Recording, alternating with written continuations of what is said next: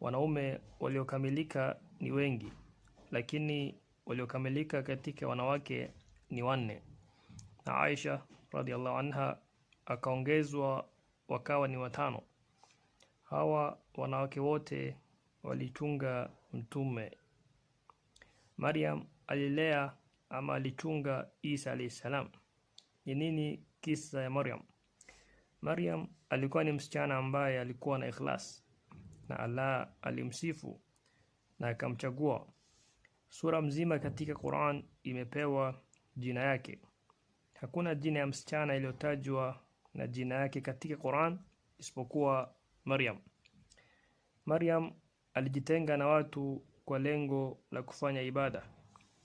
Aliweka baina yake na watu hijab ili asijishughulishe na watu, na pia ili watu wasimwangalie, kwa sababu Allah alimwamrisha afanye ibada, ajishughulishe na ibada.